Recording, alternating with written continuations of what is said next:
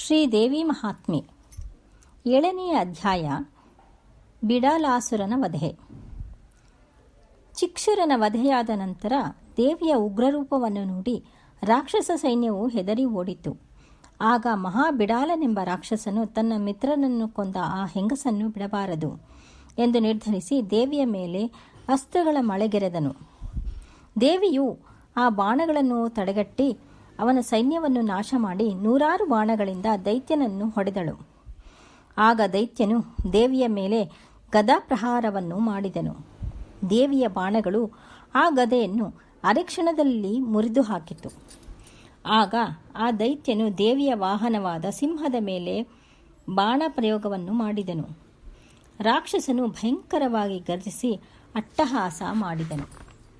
ಜಗನ್ಮಾತೆಯು ಅವನು ಕುಳಿತಿದ್ದ ಮಹಾಗಜವನ್ನು ಕೊಂದಳು. ಕೋಪಾವೇಶದಿಂದ ಬಿಡಾಲನು ಮುಷ್ಟಿಯಿಂದ ದೇವಿಯನ್ನು ಗುದ್ದಿದನು. ಒಡನೆಯೇ ಆಕೆಯು ದೈತ್ಯನ ಮೇಲೆ ಶೂಲಪ್ರಯೋಗವನ್ನು ಮಾಡಿದಳು. ಆಗ ಬಿಡಾಲಾಸುರನು, ಎಲೈ ದೇವಿ, ನಿನ್ನ ವೀರತ್ವವನ್ನು ಮೆಚ್ಚಿದೆ, ಇನ್ನು ಹೆಚ್ಚು ಯುದ್ಧ ಬೇಡ, ಹೊರಟು ಹೋಗು ಎಂದನು. ಆದರೆ ದೇವಿಯು ಮಹಿಷಾಸುರನ ಕುಲವನ್ನು ಸೈನ್ಯದೊಡನೆ ಕೊಂದು ನಾಶಪಡಿಸುವನೆಂಬ ಪ್ರತಿಜ್ಞೆ ನನ್ನದು ಎಂದಳು.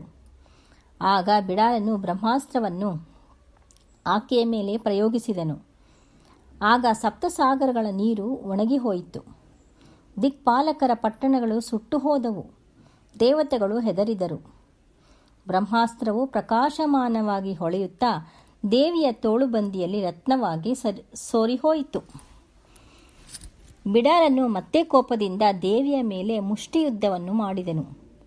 ಆಗ ಶಾಂಭವಿಯು ಶಿವನ ತ್ರಿಶೂಲದಿಂದ ಬಿಡಾಲನ ಎದೆಯನ್ನು ಸೀಳಿಕೊಂದಳು. ಅಳುದಿಳಿದ ದೈತ್ಯರನ್ನು ಯಮಸದನಕ್ಕೆ ಅಟ್ಟಿದಳು. ದೇವತೆಗಳು, ಹೇ ಜಗನ್ಮಾತೆ, ನೀನು ರಾಕ್ಷಸರನ್ನು ಕೊಂದು ನಮ್ಮನ್ನು ಸಲುಹಿದೆ ಎಂದು ಕೃತಜ್ಞತೆಯಿಂದ ಆಕೆಯನ್ನು ಸ್ತೋತ್ರ ಮಾಡಿದರು ಎಂಬಲ್ಲಿಗೆ ದೇವಿ ಮಹಾತ್ಮೆಯ ಬಿಡಾಲಾಸುರನ ವಧೆ ಎಂಬ 7ನೇ ಅಧ್ಯಾಯವು ಮುಗಿಯಿತು. ಶ್ರೀದೇವಿ ಮಹಾತ್ಮೆ 8ನೇ ಅಧ್ಯಾಯ.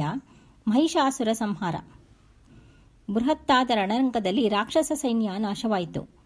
ರಕ್ತದ ಹೊಳೆಯೇ ಅಲ್ಲಿ ಹರಿಯಿತು. ದೇವಿಯ ಕೋಪಕ್ಕೆ ಅಳುದುಳಿದ ಶತ್ರು ಸೈನ್ಯವು ಪಲಾಯನ ಮಾಡಿತು. ಚಿಕ್ಷುರ ಮಹಾಬಿಡಾಲರು ಹತರಾದದ್ದನ್ನು ಕಂಡ ಮಹಿಷಾಸುರನು ಕಾಲಭೈರವನಂತೆ ಕೋಪದಿಂದ ಬಾಲವನ್ನು ಹೊಡೆದನು. ಆಗ ಭೂಮಿ ಸಾಗರ ಒಂದಾಯಿತು. ಮಹಿಷಾಸುರನ ಕಣ್ಣಿನಿಂದ ಹೊರಟ ಕೋಪದ ಕಿಡಿಗಳು ದೇವತೆಗಳನ್ನು ತಾಕಿದವು. ಅವನು ಘೋರ ರಾಕ್ಷಸ. ದೇವಿಯು ಇವನೊಡನೆ ಹೇಗೆ ಹೋರಾಡುವಳೋ ಎಂದು ದೇವತೆಗಳು ಶಂಕಿಸಿದರು. ಮಹಿಷಾಸುರನ ಗರ್ಜನೆಗೆ ದೇವಿಯ ವಾಹನ ಸಿಂಹವು ಬೆದರಿತು. ಬ್ರಹ್ಮಾಂಡವು ಬೆದರಿ ಕಂಗೆಟ್ಟಿತು. ದೇವತೆಗಳು ನಡುಗಿದರು. ಮಹಿಷಾಸುರನು 4 ದಿಕ್ಕುಗಳಿಂದಲೂ 1700 ಸೈನ್ಯರೊಂದಿಗೆ ದೇವಿಯನ್ನು ಮುತ್ತಿದನು. ಬಾಣಗಳ ಬಲೆಯಿಂದ ಆಕೆಯನ್ನು ಕಟ್ಟಿಹಾಕಲು ಯೋಚಿಸಿದನು.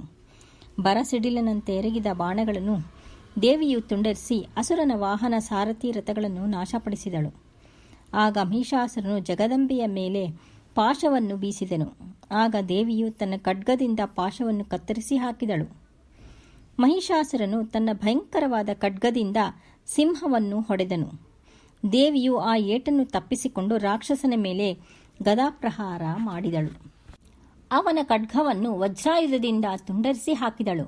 ಆಗ ಅಸುರನು ಮಹಾಗಜವನ್ನೇರಿ ಬಂದು ದೇವಿಯ ಮೇಲೆ ಮತ್ತೆ ಖಡ್ಗಪ್ರಹಾರ ಮಾಡಿದನು.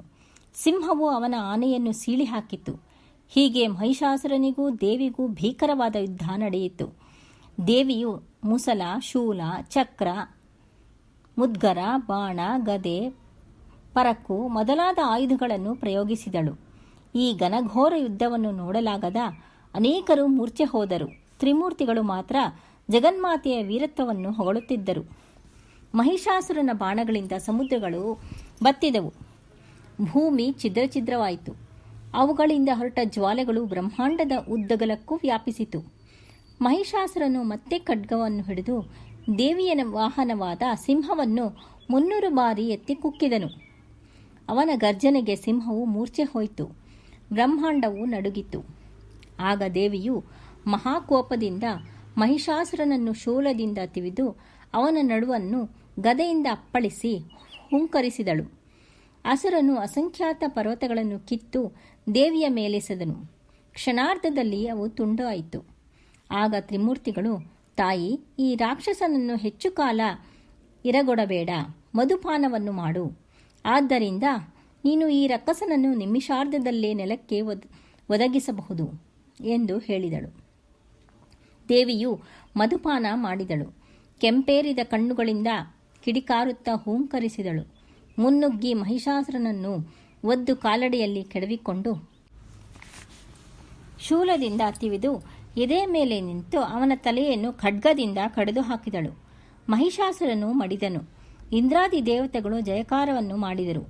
ಮಹಿಷ ರೂಪದಲ್ಲಿ ಆ ರಾಕ್ಷಸನು ಸತ್ತು ಭೂಮಿಯ ಮೇಲೆ ಬಿದ್ದೊಡನೆಯೇ ಉಳಿದ ರಾಕ್ಷಸರನ್ನು ದೇವಿಯು ತನ್ನ ಕ್ರೋಧಾಗ್ನಿಯಿಂದ ಸುಟ್ಟು ಹಾಕಿದಳು. ಮಹಿಷಾಸುರನ ಸುತ್ತ ರಾಕ್ಷಸರ ಹೆಣಗಳ ರಾಶಿಯೇ ಬಿದ್ದಿತು. ರಕ್ತವು ಮಹಾಪ್ರವಾಹವಾಗಿ ಹರಿಯಿತು. ದೇವತೆಗಳು ಪುಷ್ಪವೃಷ್ಟಿಗರೆದರು. ದೇವಿಗೆ ಆರತಿಯನ್ನೆತ್ತಿ ಸ್ತೋತ್ರ ಮಾಡಿ ನಮಸ್ಕರಿಸಿದರು ಎಂಬಲಿಗೆ ದೇವಿ ಮಹಾತ್ಮೆ ಮಹಿಷಾಸುರ ವಧೆ ಎಂಬ 8ನೇ ಅಧ್ಯಾಯವು ಮುಗಿಯಿತು.